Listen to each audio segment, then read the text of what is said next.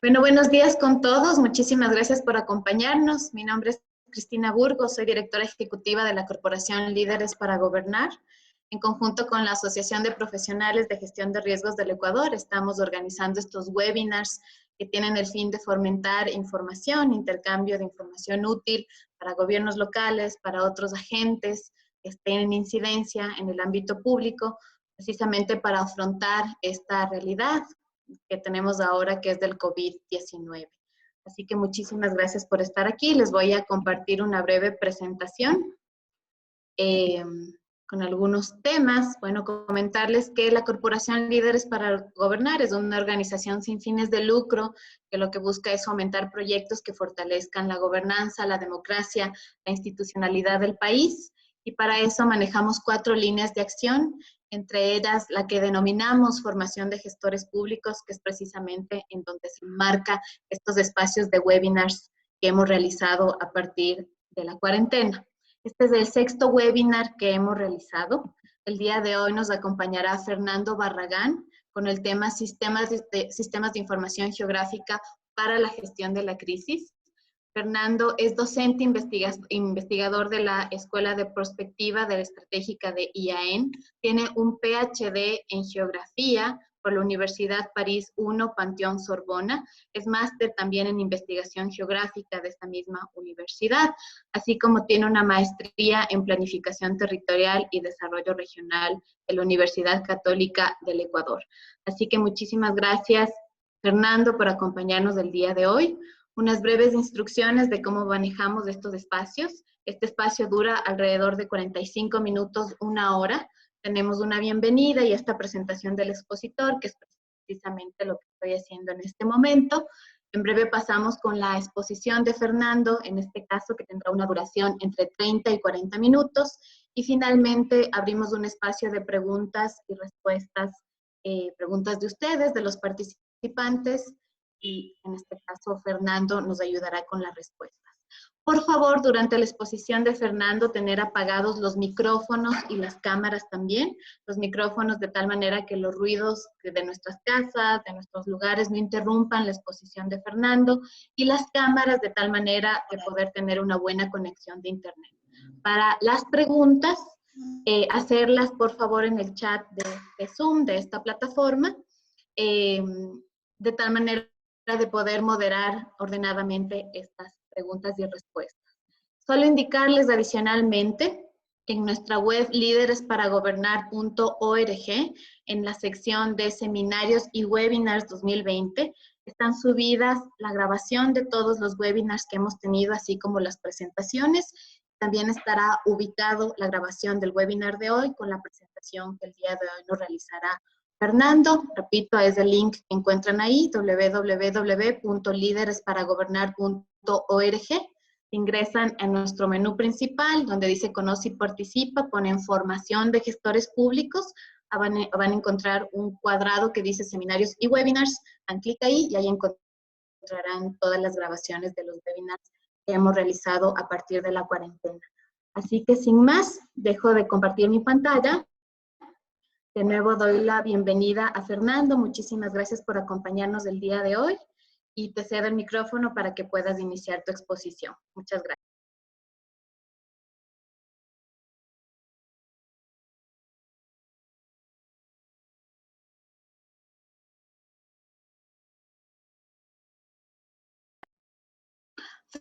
Fernando, disculpa que te interrumpa. Estás sin micrófono. Ya. Gracias. En este momento sí me escuchan, ¿no? Sí, te escuchamos un poquito lejos, tal vez. Sí, puedes subir un poquito el volumen. Gracias. Ya, perfecto. También, por favor, ¿me pueden confirmar si se está proyectando la presentación? Sí, está proyectada. Ya, perfecto. Bueno, entonces, buenos días con todos. Muchas gracias por la presencia. Muchas gracias a la Corporación Líderes para Gobernar, a la Asociación de Profesionales de Gestión de Riesgo por la organización de esta serie de webinars, sin duda muy importantes, muy interesantes en esta coyuntura.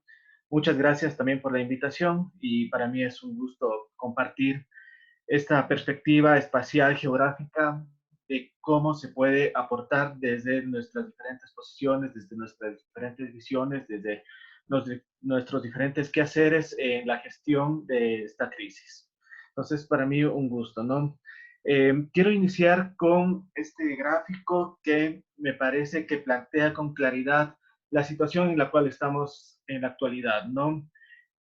Por un lado, vemos toda esta red de riesgos a las cuales estamos expuestos, ¿no? Este gráfico, esta red que ustedes ven ahí, proviene de un informe del Foro Económico Mundial, justamente para este año, donde ellos han querido sintetizar las principales amenazas que afectan el desarrollo de las actividades humanas, ¿no? Y me he permitido ahí señalar en un cuadro rojo justamente esta amenaza que actualmente nos ha expuesto a esta crisis, que son las enfermedades infecciosas, ¿no? Frente a todas estas amenazas, tenemos a una persona que sin duda se está preguntando qué es lo que puede hacer, cómo reaccionar. También se está preguntando cómo comprender esta dinámica, cómo comprender el hecho de que en este momento, por ejemplo, estemos aislados, tengamos que guardar esta distancia, y se está preguntando entonces sobre el funcionamiento de este proceso que es una expansión de un virus, ¿no? Entonces, justamente ese es el anclaje al cual quiero desarrollar en esta exposición y vincular, como decía antes, con cómo la geografía puede aportar en diferentes niveles para dar una respuesta a esta crisis, ¿no? Entonces, esta exposición la manejaré en esos 3 puntos que ustedes pueden ver a la derecha. Primero, hablar sobre cómo aporta la geografía para comprender la crisis actual. En segundo lugar, hablaré sobre cuáles son las herramientas también que vienen desde geografía que nos puede ayudar para hacer una gestión de la emergencia. Y finalmente, plantear cómo podemos también, a partir de estas herramientas de geografía, proyectarnos hacia el futuro. Sin duda, son preguntas muy ambiciosas. Únicamente las utilizaré como un hilo conductor, como una referencia que me va a permitir articular varias ideas. No es mi intención dar una respuesta a ninguna de estas preguntas, lo cual sin duda va mucho más allá de lo que podemos hablar dentro de un webinar y que sin duda también forman parte de esta duda constante que tenemos, ¿no? De esta incertidumbre que tenemos frente a qué podemos hacer frente a esta crisis que estamos viviendo actualmente.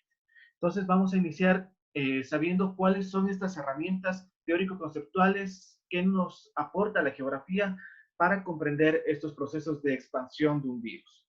Entonces, en ese caso, lo primero que tenemos que hacer un análisis es de un concepto que es clave dentro de la geografía y es el de los procesos espaciotemporales. Ustedes están viendo en la presentación un mapa dinámico en el cual se observa cómo ha ido la evolución de los casos confirmados de COVID-19 por países en el mundo, ¿no? Podemos hacer una lectura geográfica, una lectura espacial de cómo es ese movimiento, cómo se ha desarrollado ese proceso espaciotemporal. Podremos empezar diciendo que, como todos hemos escuchado, como todos nos hemos informado, este virus nace en un sector de China, ¿no? Un sector que en inicio muchas personas lo consideraban aislado, después nos hemos dado cuenta de todo este tipo de interconexiones que este sector tenía con otros lugares del mundo y a partir entonces de esta propagación se dibuja un mapa bastante similar a los mapas que hacemos cuando graficamos cuáles son los lugares más interconectados dentro del proceso de la globalización. Entonces vemos que hay estos patrones espaciales en la distribución del virus, ¿no? Y eso que implica que los territorios, los espacios frente a los cuales está siendo expuesto la población frente a este virus tienen configuraciones diferentes, ¿no? Configuraciones espaciales diferentes. Si nos vamos a la parte conceptual teórica, hablamos en geografía de memorias que vienen tanto desde la parte biofísica, pero también desde la parte social. Es decir, por ejemplo, una memoria es qué tan capacitado está el sistema sanitario para dar una respuesta frente a la expansión de este virus, ¿no? Y nos damos cuenta que sin duda hay unas diferencias muy importantes y que a partir de esas diferencias entonces va a repercutir cómo va a ser la evolución de este virus. Entonces vemos que hay una evolución diferenciada en el espacio. Pero el otro concepto que es clave es también el concepto del tiempo. No estamos entonces en la capacidad o este proceso no podemos analizarlo de una forma estática. Debemos analizarlo de una forma temporal, de una forma dinámica. Y el tiempo es una de las variables claves que va a repercutir también en qué tan bien o qué tan mal los países, las políticas públicas han podido dar una respuesta frente a esta amenaza global que es la expansión de un virus. Entonces estamos hablando en conjunto de un proceso espacio-temporal. Esto, sin duda, a nivel conceptual, va a ser importante en todas las medidas que también apliquemos después, ¿no? En cómo vamos a articular la información cuando ya queremos dar una respuesta. Entonces, me parece fundamental y clave iniciar esta exposición con mencionar, con subrayar el hecho de que estamos enfrentados a un proceso espacio-temporal. Ahora, este proceso espacio-temporal va a tener diferentes expresiones en los territorios. Seguramente, como estamos la mayoría, me parece, ecuatorianos, nos hemos fijado en cómo va creciendo este cuadrito en Ecuador, ¿no? Pero si cambiamos de escala, nos vamos a dar cuenta que este cuadrito que lo estamos proyectando para el caso de Ecuador no es homogéneo.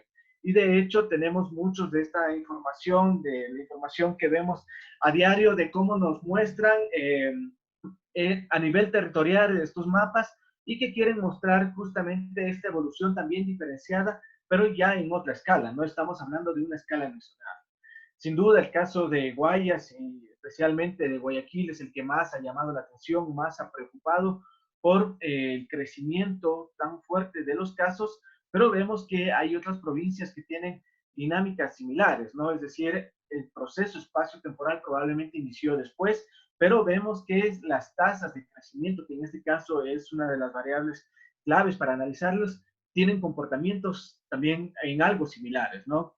Entonces, ¿eso qué implica? Que cada uno de estos territorios, si bien tenemos que compararlos entre ellos, y eso nos da una perspectiva de saber la gravedad de la expansión del virus en tal territorio, pero también tenemos que hacer un análisis de la dinámica interna, ¿no? Es decir, no podemos asegurar o no podemos confiarnos en una provincia que hasta el momento actual el crecimiento de los casos no ha sido tan importante porque vemos que en otra provincia el número de contagiados es mayor, ¿no? Sino que tenemos que fijarnos mucho nuevamente en este concepto de proceso espacio-temporal y por lo tanto ver más bien esta dinámica, ¿no? Esta dinámica de crecimiento, esta dinámica de cuándo se espera llegar a ya disminuir estas tasas de crecimiento y eso es lo clave, ¿no? Nuevamente, si bajamos de escala, podemos ver una espacialización diferente de cómo se distribuyen los casos de contagiados por COVID-19, ¿no? En este caso voy a utilizar unos mapas que Gabriela Dávila, geógrafa de la coordinación del Ministerio de Salud, me ha facilitado y vemos en el caso del mapa de la izquierda cómo se espacializan estos casos de coronavirus en la provincia de Pichincha, ¿no? E incluso podemos ir a un detalle muchísimo mayor, que es cómo se espacializan estos casos en un nivel de Quito. Ahora, cuando estamos analizando y estamos viendo que cada vez que cambiamos de escala tiene una expresión diferente, eso nos llama la atención, ¿no? Y nos plantea otro tipo de interrogantes. Una de las interrogantes más importantes en ese sentido es preguntarnos sobre cuál es la escala adecuada para comprender la expansión del coronavirus y cuál es la escala adecuada también para hacer una gestión frente a la emergencia que estamos, ¿no? Y ahí nuevamente tenemos que recurrir a un concepto clave en geografía, que es el concepto del problema de la unidad de área modificable. ¿A qué nos referimos con este concepto? Y es básicamente lo que está expresado en la diapositiva, ¿no? En la diapositiva tenemos 3 rectángulos, cada uno de ellos puede representar una unidad territorial, por ejemplo, puede ser una provincia, ¿no es cierto? Y vemos que en cada uno de esos rectángulos hay una cantidad de estos puntos similar, ¿no? No es igual, pero es similar. Entonces, en inicio, cuando nosotros graficamos este tipo de información a través de los mapas coropléticos, estos mapas de colores, sí, donde mientras mayor intensidad tiene el color implica que hay una mayor cantidad de casos, estamos también homogenizando algunos datos que no necesariamente son homogéneos, ¿no? Es decir, si en una provincia, si por decir, en este caso, en cada uno de estos gráficos tenemos 15 puntos, en los tres casos tenemos alrededor de 15 puntos, ¿no? Pero la distribución de esos puntos es sumamente disímil, no es igual. En el primer caso vemos cómo se habla de una dispersión uniforme, en este caso se caracteriza como que los puntos tienen una distancia uniforme entre cada uno de esos puntos, ¿no? Entonces cada uno tiene una dispersión, una distribución uniforme. En el segundo caso vemos este concepto de dispersión aleatoria, donde no hemos encontrado un patrón claro que me permita saber qué es el patrón que gobierna la distribución de esos puntos. Y en el tercer caso estamos viendo de una dispersión agrupada, y es esta conformación de estas agrupaciones, clusters, que implica que hay elementos centrales a partir de los cuales hay una concentración de los casos, ¿no? Como se imaginarán, esto es clave al momento de dar una respuesta. Sin duda, si queremos dar una respuesta, queremos plantear una política de cómo se tiene que manejar el espacio, tenemos que saber cómo están distribuidos esos casos, ¿no? Va a ser diferente la respuesta que vamos a dar si estamos hablando de una dispersión uniforme, va a ser diferente la respuesta que tenemos que dar si hablamos de una dispersión aleatoria, y va a ser diferente si hablamos de una dispersión agrupada, ¿no? Entonces, este elemento y este problema de unidad de área modificable es clave al momento de querer comprender este proceso espacio-temporal y la necesidad entonces de recurrir a datos y a datos espacializados con el mayor nivel posible. No solamente al tener todos esos datos nos vamos a tener los insumos de conocimiento para plantear estrategias frente al contagio de coronavirus. Ahora, en este caso estamos viendo unos puntos, ¿no? Unos puntos que representan, como ya se habrán imaginado, a las personas, y estamos mapeando dónde están esas personas que han sido contagiadas por el coronavirus. Sin embargo, la realidad es mucho más compleja también, ¿no? Las personas, más allá de este momento en el cual estamos confinados, estamos respetando las distancias, estamos en las casas, las personas nos movemos y nos movemos mucho. Entonces, debemos pasar también de este análisis de puntos localizados y nuevamente incluir el concepto de proceso espacio-temporal. ¿Qué implica eso? Es saber cuáles son las estrategias de las personas en el uso del espacio. Es decir, yo, por ejemplo, cuando no estaba confinado, salía de mi casa e iba a la universidad en la cual trabajo, ¿no? Iba al Instituto de Altos Estudios Nacionales. Probablemente otra persona salía de su casa e iba a su oficina que estaba localizado en el centro de la ciudad. Probablemente otra persona que trabaja en comercio ambulante tenía que recorrer toda la ciudad. Y sin duda esos patrones de movilidad son claves al momento de comprender cómo es la expansión y cómo es el contagio de coronavirus. De hecho, se muestran algunos estudios en donde la casa, el hogar donde una persona vive, realmente tiene pocas posibilidades de ser una fuente de contagio. Más bien, las fuentes de contagio están en los lugares donde se aglomera la población, ¿no? Es decir, los lugares de trabajo o también los sistemas de transporte público donde hay una gran cantidad de población que se concentra. Entonces, justamente este siguiente mapa, más bien esta siguiente visualización nos muestra eso, ¿no? Aquí estamos mostrando estas prácticas espaciales en el tiempo, tomando un día como referencia. En este caso, cada una de estas colores que ustedes ven representa una persona. Entonces, una persona pasó un tiempo por tomar el caso de la línea morada. No sé si se puede ver el gráfico que estoy haciendo con el mouse, pero creo que lo pueden seguir, ¿no? El gráfico de la línea morada que está en la parte izquierda. Vemos cómo durante mucho tiempo permaneció en un punto. Sin embargo, ya cuando fueron las 9 se movió, se desplazó y vemos cómo a lo largo del día fue siguiendo una trayectoria diferente, ¿no? Estos elementos son claves porque nos permite saber cómo se movió la persona. Y como decía antes, probablemente el contagio de esa persona no vino desde la casa, ¿no? Sino que esa persona se contagió en su lugar de trabajo. Probablemente esa persona se contagió en el servicio público de transporte que utilizaba para llegar al lugar donde comerciaba, para llegar al lugar donde se abastecía de víveres, por ejemplo, para llegar al lugar donde esta persona se encontraba con sus amigos, por ejemplo. Entonces, tenemos que ir a ese tipo de análisis que nos permitan realmente comprender cuáles son estas prácticas de las poblaciones, considerando que estas prácticas no tienen que ver, no están relacionadas con una ubicación en un solo punto, ¿no? Sino que son móviles. Y esto también nos va a ayudar, este tipo de reflexiones nos va a ayudar muchísimo ya en lo que se proyecta hacia el futuro, ¿no? Y es decir, cómo vamos a poder retomar nuestro movimiento, nuestros desplazamientos, pero eso va a necesitar, va a requerir que hagamos este tipo de análisis de hacia dónde va la gente, qué es lo que hace la gente, dónde es la población se está concentrando con otra población.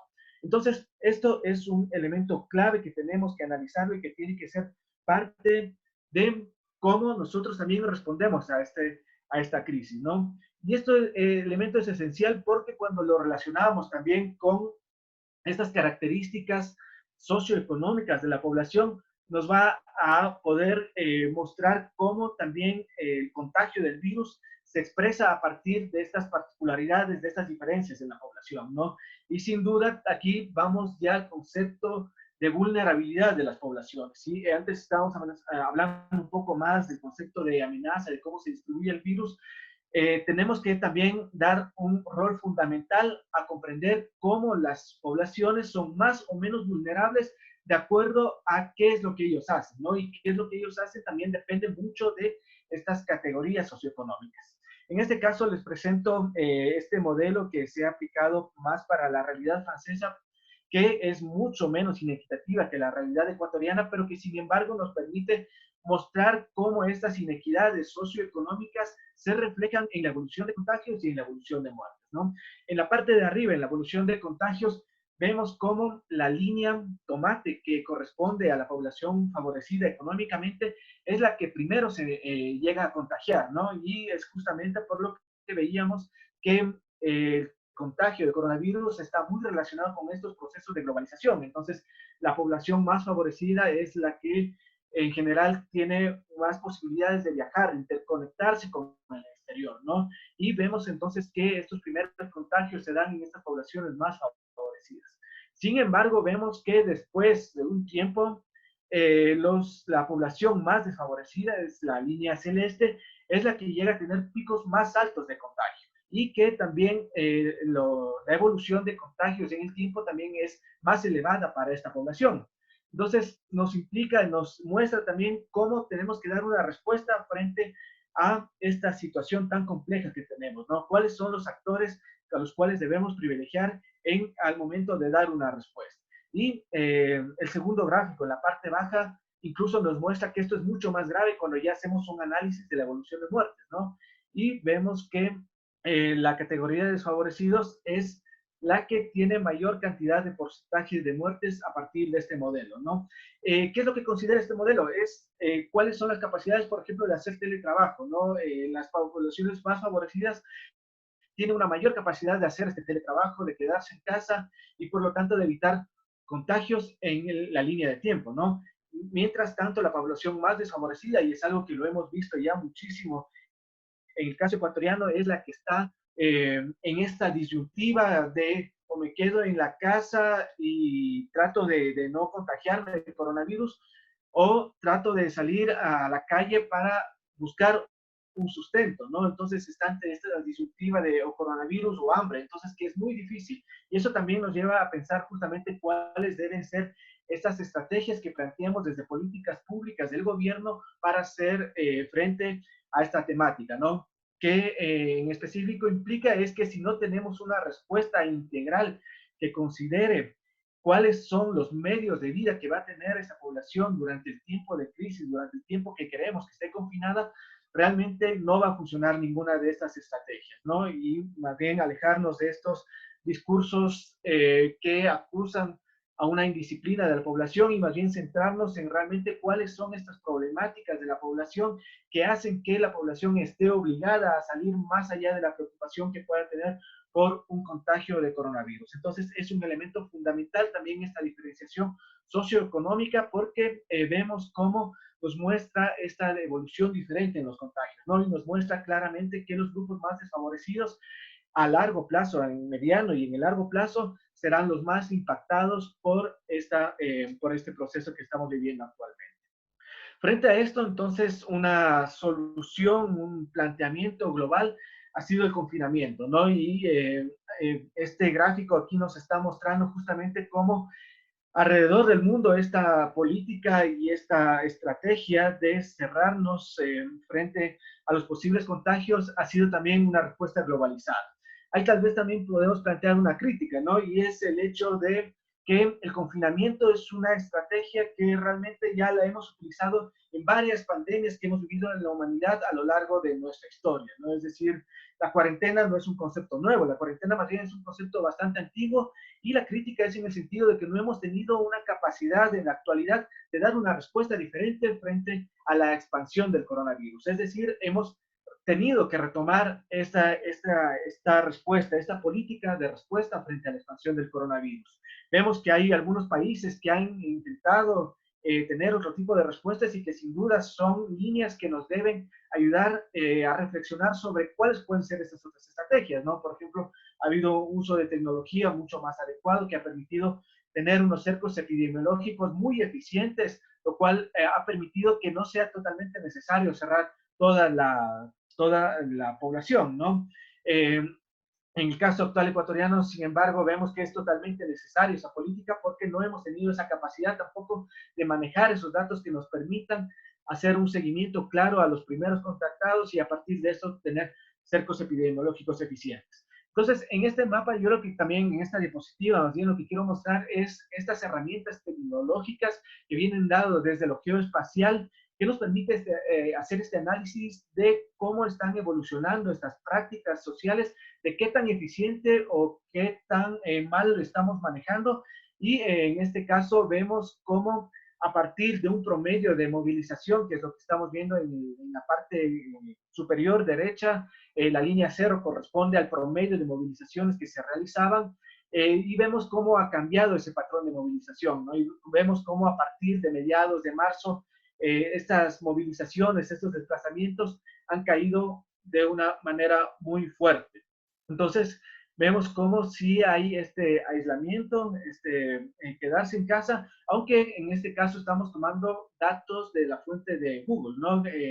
Ya voy a hablar un poco más sobre este elemento que sí es importante, pero sí en este momento mencionar que eso sobre todo corresponde nuevamente a estas capas altas a nivel socioeconómico de la población, ¿no? Es decir, tenemos poca información todavía sobre cómo también están respondiendo las capas más bajas, que como mencionaba antes son las que de cierta forma están obligadas y no tienen muchas alternativas a seguir estos patrones de aislamiento y de protección. Entonces, ¿de dónde salen esta información? ¿No? Y como sabemos, estas grandes corporaciones como Google, por ejemplo, almacenan toda la información que nosotros generamos al movilizarnos, por ejemplo, con nuestros celulares, ¿no? Y en este caso yo les estoy mostrando el historial de Google que me da cuando yo pregunto sobre qué es la información que Google tiene guardado sobre lo que yo he hecho, ¿no? Y bueno, ustedes pueden ver ahí la dirección, es google.com/maps/timeline, y seguramente quienes no lo han visto se van a sorprender en saber cuál es esa información que Google tiene almacenada, ¿no? ¿Por qué es importante saber esto? Primero por saber que hay esta información, es decir, la información está generada. Ahora lo que es importante es tener esa capacidad de acceder a esa información y los gobiernos lo pueden hacer, ¿no es cierto? Y ahí nuevamente plantear este debate que se ha manejado mucho sobre la privacidad de la información, es decir, hasta qué punto esta información debe ser privada y hasta qué punto esta información que también se ve la utilidad que puede tener en este caso de una emergencia, también se puede utilizar para dar una respuesta, ¿no? Y esta información, de hecho, nos puede ayudar a generar, por ejemplo, este tipo de análisis, que es el que les presento a continuación, que nuevamente proviene de datos de Google, que en este contexto actual ha liberado un poco de esta información, ¿no? Y nos permite ver entonces cómo la población, y este gráfico está hecho específicamente para Ecuador, lo he realizado, y vemos cómo ha variado el patrón de uso de algunos ciertos tipos de espacios, ¿no? Entonces ustedes pueden ver los colores ahí a la derecha. Por ejemplo, tenemos estas estaciones de transporte público y vemos cómo ha disminuido muchísimo nuevamente a partir casi del 13 de marzo y vemos cómo ha disminuido, ¿no? Vemos también cómo ha disminuido el uso de espacios de comercio minorista y de recreación. Vemos también cómo ha disminuido el espacio de oficinas, aunque vemos un patrón diferente, ¿no? Porque tenemos algunos picos también interesantes que nuevamente estos datos nos deben ayudar a hacer una intervención mucho más concreta y mucho más estratégica de cómo se debe manejar el espacio y cómo se debe manejar estas políticas de confinamiento, ¿no? También vemos cómo estas tiendas de combustible y farmacia han disminuido, aunque nuevamente vemos un pico justo antes de haber disminuido, es decir, más o menos por el 15, 16 de marzo, y vemos después cómo disminuye, aunque no disminuye como los otros espacios que habíamos mencionado previamente, ¿no? Y también vemos cómo más bien el uso del espacio de vivienda también ha aumentado. Entonces, esto si lo diferenciamos ya por espacios concretos, si lo diferenciamos por categorías socioeconómicas de la población, sin duda es un insumo pertinente y muy eficaz al momento de plantear estrategias que nos permitan dar una respuesta a la expansión de coronavirus. Ahora, lo que yo quiero también es mostrar justo uno de estos mayores intereses que se planteaba en esta charla, ¿no? Y es decir cómo estas herramientas desde la geografía y estas herramientas tecnológicas nos pueden ayudar a hacer una gestión de la crisis actualmente. Y ahí me voy a centrar en este concepto de los sistemas de información geográfico para ver cómo nos pueden ayudar. Cuando hablamos de sistema, y es el concepto fundamental de sistema, hablamos de varios elementos interrelacionados, ¿no? En el caso de sistemas de información geográfica, hablamos de software, hablamos de usuarios, hablamos de datos, hablamos de hardware, hablamos de procedimientos o protocolos, es decir, de qué es lo que tenemos que hacer, ¿no? En este caso, lo que yo quiero subrayar es que el SIG nos sirve para la toma de decisiones. ¿Por qué quiero subrayar eso? Porque mucha de la gente que maneja SIG habrá visto que el producto que generalmente se plantea de los SIG es un mapa.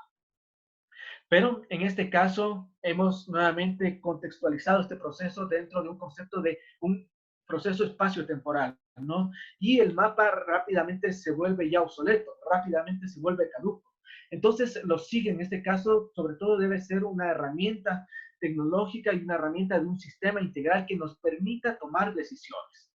Ya vamos a hablar un poco de estas características de SIG, justamente de por qué nos permite tomar algunas decisiones, ¿no? Aquí solamente les voy a presentar algunos pantallazos de qué es lo que se puede hacer con SIG. No quiero profundizar mucho en eso, más por cuestiones de tiempo, pero como verán, las potencialidades son enormes de cómo se puede hacer una gestión de la crisis con este tipo de herramientas. Primero, mostrar que este mapa que lo vemos y esta expresión espacial está vinculada con una base de datos. Esto es un elemento potente y sumamente importante porque implica que en esa base de datos podemos tener todos los datos que son pertinentes para hacer una gestión de la crisis. Por ejemplo, podemos tener un dato de cuántas camas hay en un hospital, cuántos especialistas hay en ese hospital, en el caso ya específicamente de los sanitarios, ¿no? Por ejemplo, podemos tener un dato de por dónde pasa un recorrido, por ejemplo, de abastecimiento alimentario, que son elementos claves que también nos deben ayudar a hacer una gestión de la crisis. Entonces, un primer concepto clave es el hecho de que cada elemento que nosotros estamos visualizando en la cartografía tiene por detrás una potente base de datos y eso tenemos que saber aprovechar. Segundo elemento que quiero caracterizar, que quiero destacar, es el hecho justamente de que a partir de procesos de mapeo nos permite encontrar algunas estructuras que van a ser claves al momento de hacer gestión de la crisis. En este caso, estoy mapeando cuál es la concentración de la población, ¿no? Como ya hemos comentado antes, el virus tiene una mayor capacidad de dispersión, de contagio, cuando hay altas concentraciones de la población. Entonces, este tipo de herramientas nos permite también encontrar esos patrones espaciales, esas estructuras espaciales que son las que van a las que van a tener un rol fundamental al momento de querer comprender cómo es la expansión del virus, ¿no? En este caso, entonces, la densidad que también nos permite, por ejemplo, pensar algunas estrategias de respuesta, ¿no? Donde tengo más densidad, necesariamente sé que va a haber una mayor cantidad de gente que por lo tanto debo tener también una mayor cantidad de servicios, por ejemplo, de abastecimiento alimentario, ¿no? Y que van a ser claves en el momento de una gestión de crisis. Otro elemento que quiero sacarles, por ejemplo, este tipo de mapas, en este caso para Quito, de pobreza, ¿no? De cómo se distribuye la pobreza. Sí, antes decía que realmente también desde el elemento de vulnerabilidad es un elemento fundamental para dar una respuesta a la crisis.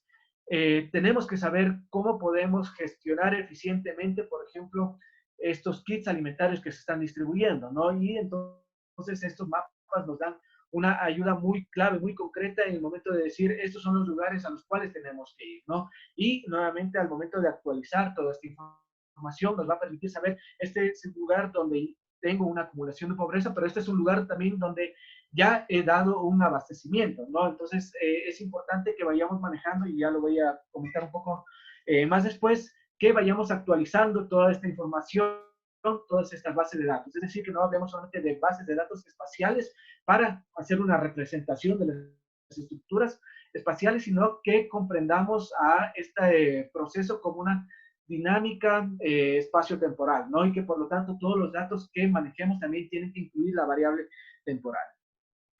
Ahora, y un poco ya para ir cerrando en esto, hablar sobre cómo también las herramientas geográficas nos pueden ayudar para proyectarnos el futuro, ¿no? Y aquí empiezo con este análisis que ha hecho esta empresa Decode, en el cual analiza cuáles son los potenciales ganadores y cuáles son los potenciales perdedores a partir de todos estos cambios que estamos viviendo, ¿no? Bueno, sin duda no hay ganadores en este caso, pero sí hay algunos sectores económicos que van a tener una potencialidad de crecimiento y que van a ser claves en el momento de nuevamente plantear un nuevo modelo de desarrollo, ¿no? Como ven, ahí está sin duda uno de los más importantes, y creo que esta crisis también ha servido para que todos nuevamente nos demos cuenta de la importancia de un buen servicio sanitario, de unas buenas infraestructuras que nos permitan dar atención médica, pero también vemos que un segundo elemento está vinculado con el procesamiento de alimentos, con la distribución alimentaria, de hecho también con la agricultura, que ustedes le van a ver un poco más abajo, ¿no? Y bueno, podríamos hablar de las herramientas geográficas para desarrollar cada uno de estos elementos, pero quiero centrarme justamente en el ámbito alimentario, en el ámbito del abastecimiento, porque es un elemento clave del cual va a depender también mucho del éxito o fracaso de todas las estrategias que tengamos, ¿no? Como decimos, si no hay alimentos, realmente cualquier otra estrategia que tengamos para contener en los contagios va a ser insuficiente. Necesitamos necesariamente pensar en cómo la población se va a abastecer, y en el mediano plazo también fortalecer algunos de estos conceptos que ya se ha venido hablando desde hace mucho tiempo, pero que el contexto actual nos permite nuevamente subrayar la importancia, como puede ser el concepto de seguridad y soberanía alimentaria. En este caso, entonces, les muestro un par de mapas en los cuales nos quieren eh, mostrar cómo se pasa entonces en el primer caso, ¿no? En el mapa de la izquierda, cómo se pasa desde la producción primaria en los campos hacia el consumo en las ciudades, ¿no? Entonces estamos hablando de todas unas redes de abastecimiento alimentario, que es lo que pueden ver. Ustedes ven ahí estas líneas, estas flechas que van de un lugar a otro y que generalmente se van a llegar hacia la ciudad, ¿no? Entonces, en este caso estamos hablando de una red de abastecimiento de productos lácteos, un producto entonces de primera necesidad que es muy importante en el consumo agroalimentario de las poblaciones, en el caso ecuatoriano, y que sin duda nos permite reflexionar sobre cómo podemos manejar esta información y qué es lo que podemos hacer a partir de estas herramientas geoespaciales, ¿no? Entonces, hay ya políticas del manejo, por ejemplo, de estos corredores agroalimentarios que promueven el abastecimiento de alimentos hacia las ciudades, ¿no? Y entonces esta información nos permite tener mucha mayor claridad de cuáles son esas estrategias de los actores que han tomado para abastecer en alimentos hacia las ciudades, ¿no? Y esto nos va a permitir plantear cómo se puede también lograr maneras más eficientes de este abastecimiento. Puede ser, por ejemplo, agrupamiento y consolidación de cargas mucho mayores en los campos, y que eso nos permita que estas redes de abastecimiento sean mucho más eficientes, ¿no? Por otro lado, en el caso de la derecha también muestro algunos mapas de cómo es el funcionamiento ya más bien agropecuario de la distribución de algunas de estas fincas vinculadas con esta producción, ¿no? Y nuevamente plantear que hay una diferencia espacial. ¿A qué se deben esas diferencias espaciales? Sin duda a elementos biofísicos, como por ejemplo pueden ser la pendiente, como puede ser la temperatura, como puede ser el tipo de suelo, pero también a estrategias de los actores, ¿no? Como por ejemplo puede ser el tamaño de las propiedades, como por ejemplo puede ser los vínculos que de hecho los actores establecen con los productores rurales con las ciudades. Entonces, este análisis nos enmarca dentro de un proceso mucho más complejo y que nos permite pensar de una manera mucho más integral cuál deben ser las soluciones, ¿no? Y en ese caso, también las herramientas geoespaciales tienen mucho que aportar en el sentido de ayudar al ordenamiento de los espacios, que es un elemento que quiero destacar al final. Bueno, a partir de esto y justamente vinculando también mucho con uno de estos mayores intereses de estos webinars es plantear qué es lo que pueden hacer los gobiernos autónomos descentralizados en este contexto, ¿no? Entonces, aquí algo muy breve que me parece que sí nos puede ayudar ya a plantear algunas acciones muy concretas frente a esta crisis. Primero, en la parte izquierda, ustedes pueden ver, está la parte de riesgos y planificación. En ese momento, en ese caso, me estoy refiriendo a estos departamentos en base a los cuales se organizan generalmente los gobiernos autónomos descentralizados, ¿no? Y lo que se plantea es la necesidad imperiosa de unificar, de que trabajen coordinadamente los departamentos de riesgos y los departamentos de planificación. Eso en todos los contextos, pero mucho más en la actualidad. En la actualidad, los departamentos de planificación tienen mucha información que debe ser utilizada por los departamentos de riesgos y a su vez los departamentos de riesgos tienen que contribuir a generar nueva información para los departamentos de planificación, ¿no? Y eso nos lleva, como ustedes ven, hacia la derecha a la parte de toma de decisiones. Pero esa toma de decisiones también viene dada por potentes bases de datos espaciotemporales, ¿no? Y es justamente lo que hemos estado viendo antes, es decir, de esta información que proviene tanto del nivel nacional, pero también, por ejemplo, para un GAT cantonal puede provenir también de un GAT provincial y de hecho también desde los GAT parroquiales, ¿no? Entonces, ¿cómo tenemos esta capacidad de enriquecer todas estas bases de datos espaciotemporales que también nos permitan tomar decisiones? Y en ese caso también un planteamiento muy concreto en la actualidad es el hecho de que el INDEC estaba preparando realizar su censo, más bien el censo de todos nosotros, para este año, ¿no? Sin duda es muy poco factible que se pueda realizar. Sin embargo, me parece oportuno señalar esto porque en este proceso de preparación el INEC ha venido generando muchísima información cartográfica que es la más actualizada en este momento. Entonces, si bien no es la información final, creo que ahí tenemos un repositorio de información clave que les puede servir a todos los gobiernos autónomos descentralizados y que entonces tenemos ya este insumo de información, que no necesariamente tenemos que generar nueva información, sino más bien aprovechar todas todas estas experiencias, todas estas iniciativas que se ha hecho para generar información, ¿no? Y por otro lado también hablar muchísimo de esta información ciudadana, es decir, los ciudadanos también cómo nosotros estamos en esa capacidad de aportar en la construcción y en la alimentación de esas bases de datos espaciotemporales, ¿no? Y hay algunas experiencias en las cuales también los ciudadanos están en la capacidad, por ejemplo, de decir, en mi barrio tenemos esta necesidad, ¿no? Y esa necesidad tiene que ser conocida por los tomadores de decisiones de los GAC para poder dar una respuesta. Entonces, no solamente debemos esperar que esta construcción y esta creación de datos venga de estas fuentes institucionales, sino también más bien aportar a la ciudadanía, que de hecho son quienes mejor conocen los territorios y quienes también pueden ser actores de estos cambios sociales que necesitamos en los territorios locales. Entonces, fundamental considerar también todas estas estrategias de generación de información a partir de la ciudadanía, ¿no? Todo eso entonces nos sirve para la toma de decisiones que van a estar vinculados hacia la derecha, como ustedes ven, con esa parte de gestión de crisis, con una asistencia humanitaria, pero también ya pensando en una recuperación, ¿no? Y nuevamente cómo todo eso nos retroalimenta nuestra base de datos espaciotemporal.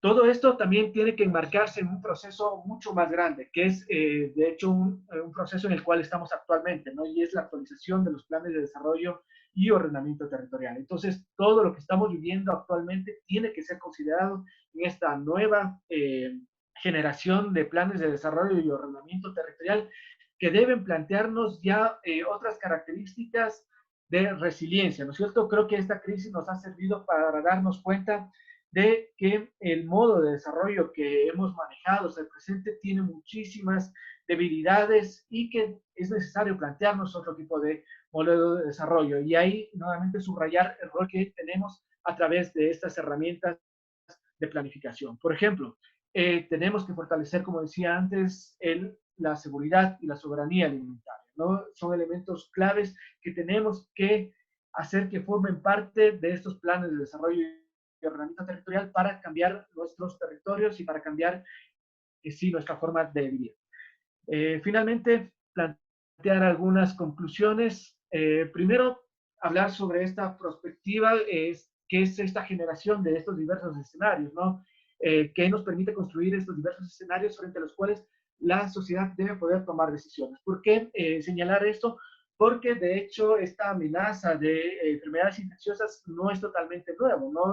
Mencionaba que ya hemos vivido como humanidad varios y de hecho tenemos algunos documentos de prospectiva que ya desde hace más de una década planteaban la necesidad de tener políticas públicas fuertes que nos permitan dar una respuesta a este tipo de emergencias. Por ejemplo, una de esas respuestas fue la creación de un instituto importante en Estados Unidos que haga el análisis, haga el seguimiento de investigación sobre el comportamiento del virus, ¿no? Cuando hay cambios políticos, eso fue durante la presidencia de Obama, cuando hay cambios políticos en la presidencia de Trump, por ejemplo, esa institución dedicada a esta investigación fue eliminada. Entonces, la importancia de que consideremos a la herramienta de la prospectiva para construir esos escenarios y a partir de esos escenarios tener los insumos de conocimiento para plantear políticas públicas. En segundo lugar, una conclusión clave es que la geografía y sus herramientas nos pueden ayudar a construir sociedades más resilientes, ¿no? A partir entonces de conocer cómo es el espacio, a partir de conocer qué es lo que quiere la población, a partir de conocer cómo la población utiliza los espacios, sin duda podemos construir estas sociedades más resilientes. Y en tercer lugar, una conclusión que nos permite decir que el ordenamiento territorial es la herramienta clave para el paso de los territorios actuales a unos territorios futuros y unos territorios deseados, que me parece fundamental ya para plantearnos esos nuevos modelos de desarrollo que deben nacer necesariamente a partir de la crisis actual. Sin duda, si no aprovechamos esta crisis para plantear un nuevo modelo de desarrollo, estamos perdiendo una gran oportunidad en este momento. Entonces, yo les agradezco por su atención y bueno, si hay algunas dudas, presto a poder resolver estas dudas, a poder conversar sobre planteamientos muy interesantes que seguramente ustedes también lo tienen. Y gracias, Fernando. Veo algunas preguntas que se han ido dando a través de tu exposición. Resumiría todas ellas en una, que la primera es cómo puedes sacar información para armar estos gráficos, para establecer estos análisis. Tú nos has referido que el INE, que el censo es una fuente que podemos utilizar. Otra fuente puede ser la misma ciudadanía, pero ¿qué otras fuentes tenemos a disposición?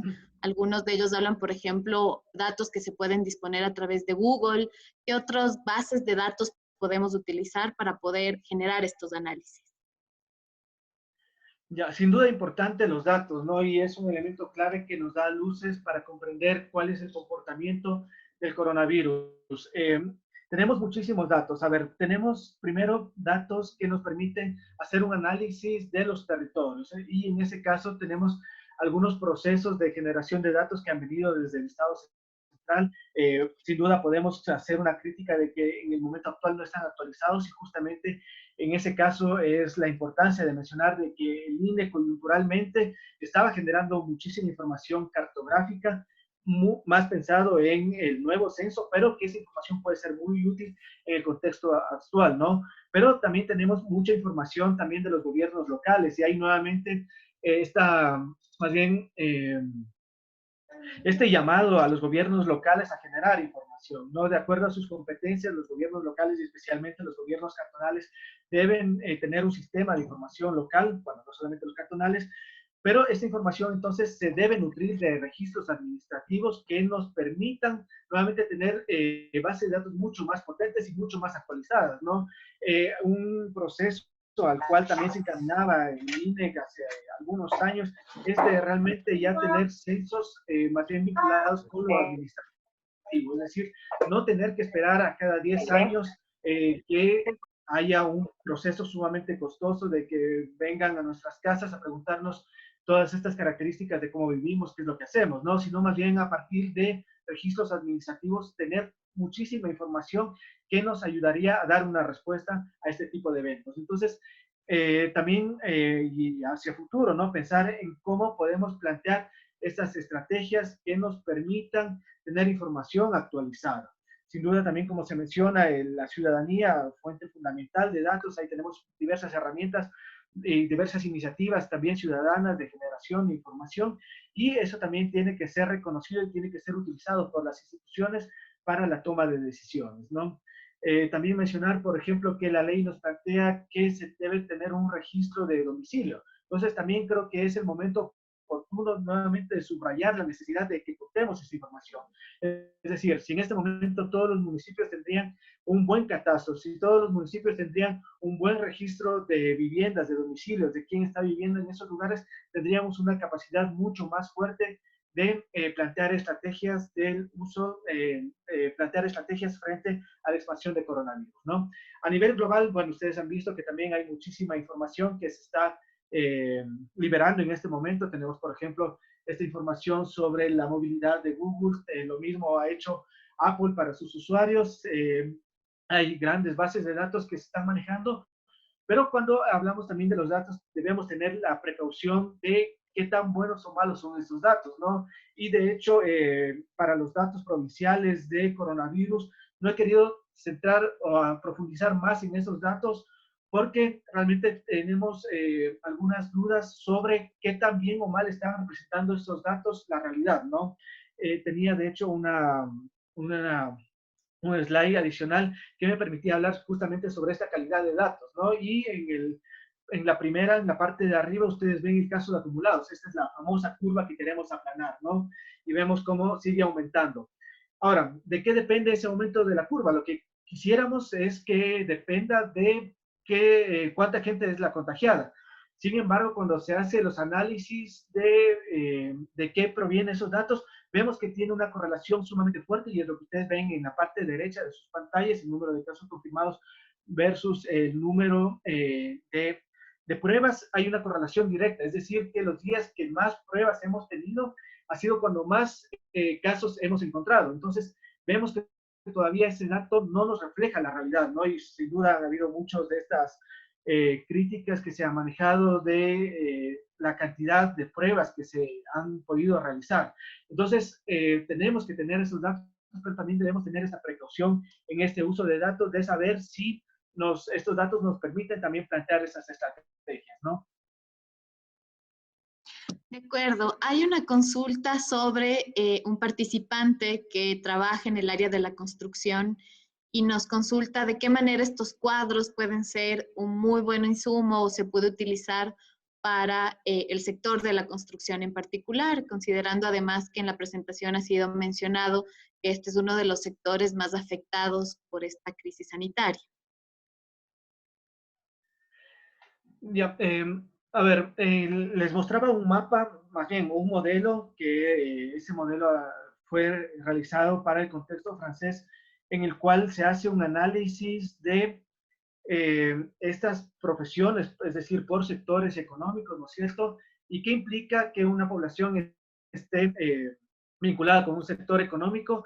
Por lo tanto, ¿cuál es el riesgo que esta población tiene para contagiarse y cuál es también este aporte económico, ¿no? Sin duda creo que el aporte económico debe pasar en un segundo plano, pero más bien basar nuestras decisiones desde un humanismo en el sentido de preservar las condiciones de vida de los ciudadanos y si hay un riesgo de contagio, más bien en base a principios de precaución, tratar de disminuir este tipo de exposiciones, ¿no? Ahora, lo que en el sector de construcción tenemos que analizar, y bueno, de hecho en todos los sectores, es más bien cómo la población se concentra o se distribuye, ¿no? Es decir, podemos hacer construcción sin necesariamente aglomerar la población o no podemos hacerlo, ¿no? Ahí tenemos que ver ya más bien análisis mucho más puntuales en el sentido de probablemente hacer una pequeña casa no tiene el mismo exposición que hacer un edificio donde necesariamente vamos a necesitar unas cuadrillas de mayor tamaño, ¿no? Y que estén trabajando mucho más concentradas y por lo tanto el riesgo de contagios va a ser mayor. Y nuevamente hacer estos análisis integrales de no solamente decir la población se puede contagiar en esos lugares de trabajo, sino también cómo se va a desplazar la población, ¿no? Es decir, si hablamos de esta semaforización, que es uno de los planteamientos para algunas actividades, pero también tener una visión mucho más integral de cómo se va a mover esa población, ¿no? Si nuevamente vamos a tener que requerir servicios de transporte público donde va a haber una gran concentración, nuevamente tenemos que pensar en cuáles van a ser los riesgos y precautelar más bien a través de un principio de precaución todo este tipo de actividades, ¿no? Entonces, hay también uno de estos análisis que se realizan es justamente el nivel de aglomeraciones de estas actividades. Entonces, por ejemplo, la agricultura también es una de las actividades que en principio, al menos si se lo hace en pequeña escala, no implica concentraciones grandes de población, ¿no? Es diferente también si ya se analiza a las grandes plantaciones, por ejemplo, una plantación de banano, por ejemplo, una plantación de rosas, que sí implica una concentración bastante fuerte de población. Entonces sí tenemos que llegar a esos niveles de análisis, de detalles, que para dar una respuesta, para dar un planteamiento de política pública sobre cómo realmente retomar esas actividades. Muy bien, sobre el tema, digamos, de la política pública, las acciones que se están generando actualmente. Hay una pregunta que dice si es que crees que este tipo de estudios están siendo receptados y asimilados por las autoridades o todavía no hay una conexión entre estas herramientas y los tomadores de decisiones. Y si todavía no hay una conexión, ¿cómo podemos profundizar la utilización de estas herramientas para la toma de decisiones en el gobierno central, en los gobiernos locales? No sé si podemos volver a la diapositiva que nos pusiste de los gobiernos locales, que creo que ahí está muy bien resumido de dónde podemos tomar información. Sí, bueno, también caracterizaba este proceso como dentro de este marco de incertidumbre, ¿no? Y generalmente cuando hablamos de riesgos estamos dentro de este concepto de incertidumbre. Entonces creo que también no podemos asignar toda la responsabilidad a las autoridades en el sentido de no han estado toda esta capacidad de utilizar estos datos para hacer una gestión de la crisis, ¿no?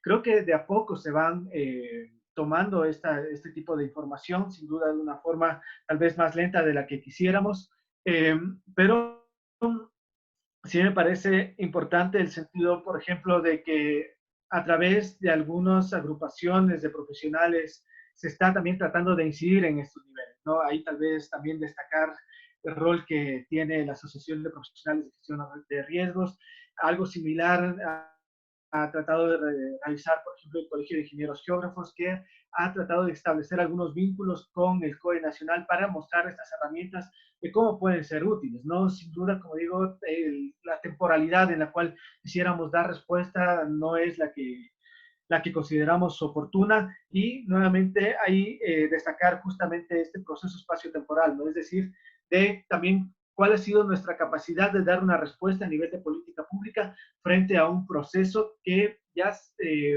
por lo menos teníamos unos meses o semanas de antelación de qué es lo que podía suceder, ¿no? Y ahí tal vez destacar también este rol de estos liderazgos caóticos, estos liderazgos para este mundo que se mueve entre el caos y el orden, es decir, estos liderazgos que deben estar en la capacidad de tomar decisiones frente a la incertidumbre y pero con también bases sólidas de información. Entonces, esto me parece también muy oportuno el momento de destacar el análisis de cómo tomamos decisiones de políticas públicas, ¿no? Y ahí nuevamente destacar el rol que debe tener la academia, que deben tener los colegios de profesionales, que debe tener toda esta sociedad civil con la toma de decisiones. Y vamos nuevamente entonces ya centrando ahí en un problema de gobernanza, es decir, de quién toma las decisiones, de cómo toma las decisiones, en favor de quién toma las decisiones también, ¿no? Que es un elemento clave también, ya cuando lo queremos plantear dentro de un marco mucho más amplio de planificación del desarrollo, ¿no? Ok, voy a ir con una última pregunta que me han hecho por interno. En este caso, en el COVID, ¿qué tan descentralizada está el acceso a la información para los GATS?